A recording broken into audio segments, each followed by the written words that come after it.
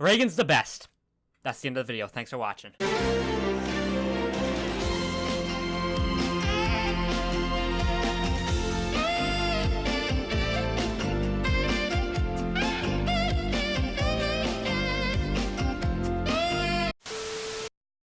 Out of the myriad things Mob Psycho 100 is praised for, there seems to be a severe lack of discussion on what I think is one of Mob Psycho's greatest aspects.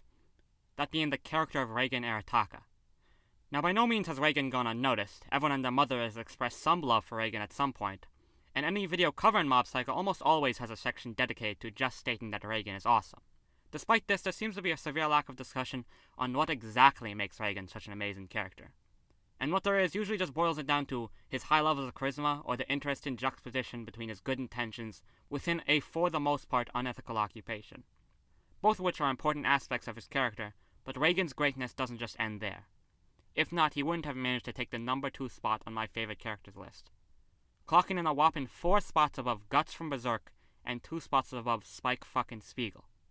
So it goes without saying that I have a strong love for this S-tier husbando, and if nobody else is gonna do him the justice he deserves, I'll gladly take on that task. So without further ado, let me explain to you why I love Reigen, and why you should too. So let's begin with Reigen's surface appeal, his personality. Wherever Reigen is, or what situation he may be faced with, Reigen exudes a level of confidence and calmness at almost all times, as if there's literally nothing he isn't prepared to deal with. He has such a strong air of superiority that when he strolled into Claw's 7th Division HQ's backyard, the organization's underlings almost immediately assumed that he had to be the big boss, despite the fact that Reigen never actually said or inferred that he was even part of the organization. All he said was that his subordinate was inside, which isn't even a lie. Reigen didn't need to lie or do some fancy trick. Just by the way he carries himself, makes others think he's someone that should be listened to. I'm not even sure if it was Reigen's intention to deceive the guards, judging by his nonchalant attitude, but I can't be sure of that. A word that comes to mind when I think of Reigen's mannerisms is kinetic. One of the reasons Reigen is such a joy to watch is because he can switch from either playful joker to serious adult and anything in between on a flip of a dime. His hand gestures mirror these kinetic emotional shifts. These rapid emotional shifts does not mean I think Reigen is bipolar. Saying Reigen is bipolar would possibly infer that he isn't in complete control of his emotions at all times. Reigen is quick to show emotion not because he doesn't handle them well, but precisely because he's in control of them at all times. He's in this sense Mob's polar opposite. Because Mob doesn't know how to handle his emotions, he bottles them up, which is obviously a very unhealthy practice. Reigen, on the other hand, does know how to handle his emotions, and express them. So much so that I'm willing to bet if he had a counter like Mob's, it would always be at 0%. And as for the rest of Reigen's personality, he's just a really laid-back and charismatic dude, as well as an exceptional actor. This makes him incredibly comedic, as well as making me think that he'd be a great guy to get a drink with, but I digress. The world of Mob Psycho is one filled with powerful and capable characters. From middle schoolers with muscles that would put Jotaro Kujo to shame, to superpowered espers with the combined power to level cities. So how does Reigen, a character with no outstanding psychic ability, stand out among this cast? Well, by being a really good debater. Reigen has never lost an argument in his entire life. This for the most part has had no effect or demonstration within the anime, and it's only mentioned in passing during episode 11. But this does say something about Reigen's character as a whole. We learn that Reigen is logical. He can make logical and reasonable conclusions based on his own mental faculties. Not only that, but he has the social and linguistic capabilities to read people and convince them of his point. Which is in strong contrast to the espers I was talking about earlier, who have lost touch with reality and are anything but reasonable. Thus, Reigen's greatest strategy against these characters is first to read them and get a feel for where they are psychologically, and then get it through their self-entitled heads that they're not hot shit. One of the funniest moments in the entire series comes during the last episode, during Reigen's confrontation with the Scars. Reigen questions why one of the higher echelon of Claw was wearing shoulder pads, which he's almost surprised to be called out for. He tries to say that they're for shoulder protection, but he and Reigen both knew that they were nothing more than cosplay. This character, which had been hyped up for the last couple episodes for being a silent badass, was downgraded into a chuny bro within a matter of seconds. It is actually this comedic and actually kind of emotionally poignant interlude from the action, wherein Reigen's place in the series is really solidified. Shonen anime is a genre that has a disproportionate lack of what I would call adult characters.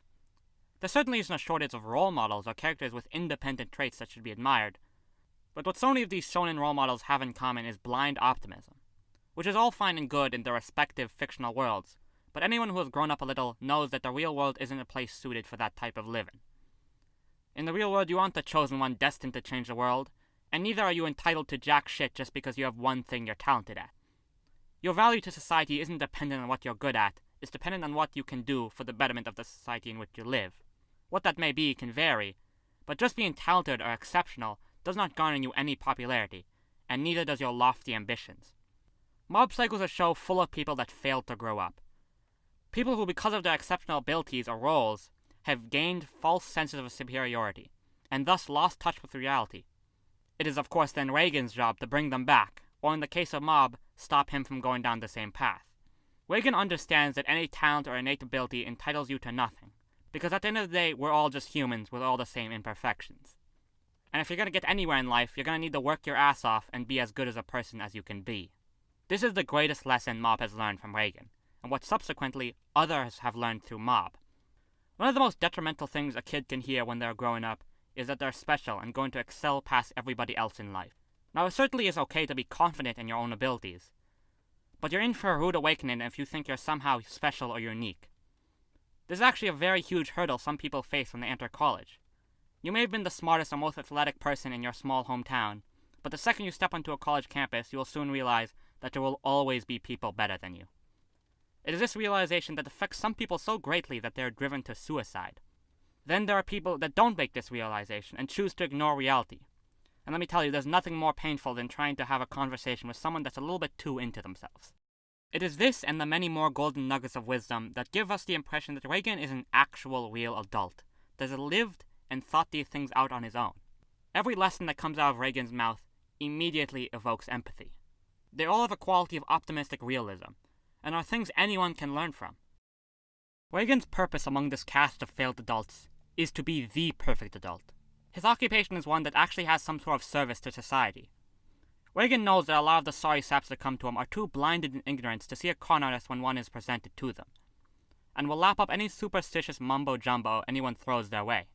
So he plays on this and relieves their stress while actually providing them with a service, for a reasonable price. He even goes so far to label others like him irresponsible for not properly taking care of their customers', or should I say victims' worries. Reigen, a con artist, is actually doing a societal good by conning people who would have been tricked anyway, in a manner where both parties can leave satisfied, fairly treated, and perpetuating a healthy economic cycle. This is actually a very interesting code of ethic. Instead of concerning himself with something as ambiguous as a greater or absolute good, Reigen sidesteps all that in exchange for the much simpler, I'll scratch your back and you scratch mine. Mob helps Reigen, and Reigen helps Mob. Nobody owes anybody anything, and everyone is left satisfied. Despite first impressions, Reigen is a genuinely good person. He feels a sincere duty to help other people out. Everyone I thought was out for Mob's well-being first wanted Mob to go on a murderous rampage, which in their defense seemed like their only way out at the time.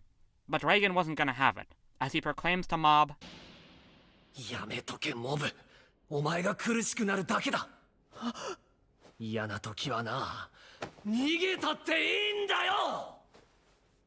He risked his life in exchange for Mob's innocence.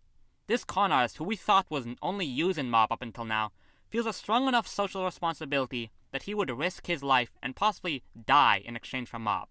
This is where the show truly separates the boys from the men. Reigen understands the society he lives in and his role within it. This, I think, is one of the defining features of someone who has truly grown into a good adult. One of the most interesting exchanges in the whole series comes during the last episode, when Reigen is face to face with Sakurai, one of the Scars. Sakurai's reason for becoming disillusioned with reality and joining Claw is different than the usual. Sakurai feels as if society owes him, or at least deserves to be destroyed. His reason for thinking this is because he feels society has screwed him over. He was abandoned as a child, and then was subsequently bullied harshly at the orphanage, causing him to curse the world and society as a whole. If this was any other anime, it would have been set up so you sympathize with Sakurai. But instead, Reigen immediately trivializes Sakurai's dark past, comparing it to a time in which he forgot to tell his parents about the sports festival at his school, resulting in him feeling lonely. Reigen refers to his and Sakurai's story as just times they felt lonely as kids. Reigen understands that society doesn't owe you shit. Sakurai's circumstances are certainly unfortunate, but it's nothing that hasn't happened before. Plenty of people have had tragic childhoods, but that doesn't entitle them to anything.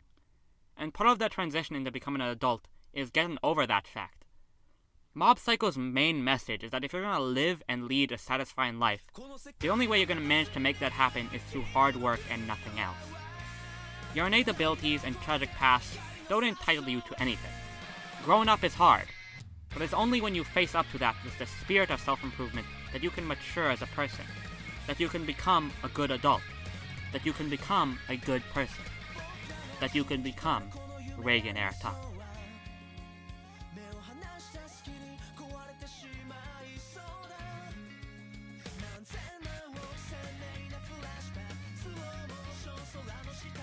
I've been on a pretty huge hiatus, but that ends today.